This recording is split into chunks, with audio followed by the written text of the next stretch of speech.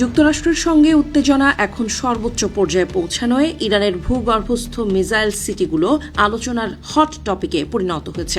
কারণ যুক্তরাষ্ট্রের মতো সুপার পাওয়ার রুখে দিতে মাটির নিচে লুকিয়ে রাখা এই মিসাইল সিটিগুলোর ওপরই ভরসা রাখছে ইরান।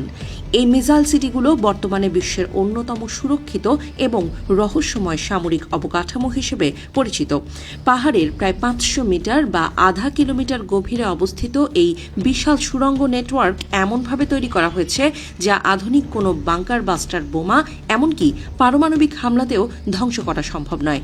কয়েক দশকের নিখুঁত পরিকল্পনা এবং ইঞ্জিনিয়ারিংয়ের মাধ্যমে দেশ জুড়ে এই লৌহ বলয় তৈরি করেছে ইরান।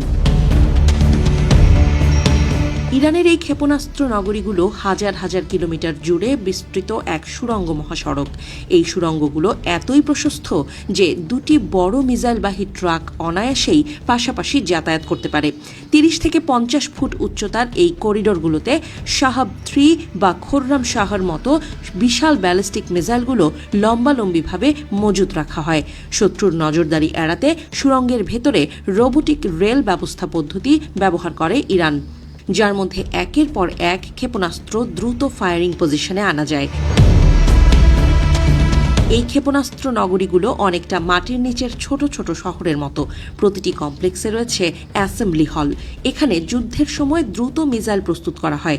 এছাড়াও এখানে থাকা কমান্ড সেন্টার থেকে মাটির নিচে বসেই পুরো যুদ্ধ নিয়ন্ত্রণ করা সম্ভব। এমনকি সেনা ব্যারাক ও হাসপাতালও তৈরি করা হয়েছে এসব মিসাইল সিটিতে। হাজার হাজার সেনার জন্য দীর্ঘমেয়াদী অবস্থানের জন্য আবাসন, মেস এবং আধুনিক চিকিৎসা কেন্দ্রের যাবতীয় সুবিধা রাখা হয়েছে। যুক্তরাষ্ট্রের সবথেকে শক্তিশালী বাংকার বাস্টার বোমা সর্বোচ্চ 60 মিটার কনক্রিট ভেদ করতে পারে, কিন্তু পাহাড়ের 500 মিটার নিচে শক্ত পাথরের স্তরে এই বোমার প্রভাব পৌঁছানো অসম্ভব।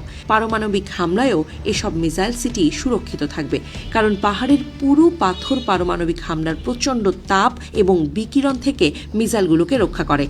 এই সুড়ঙ্গগুলো কম্পার্টমেন্টালাইজেশন পদ্ধতিতে তৈরি, অর্থাৎ হামলার ফলে একটি প্রবেশপথ বন্ধ হয়ে গেলেও গোপন অন্য অনেকগুলো পথ দিয়ে অনায়াসেই মিসাইল হামলা চালানো সম্ভব।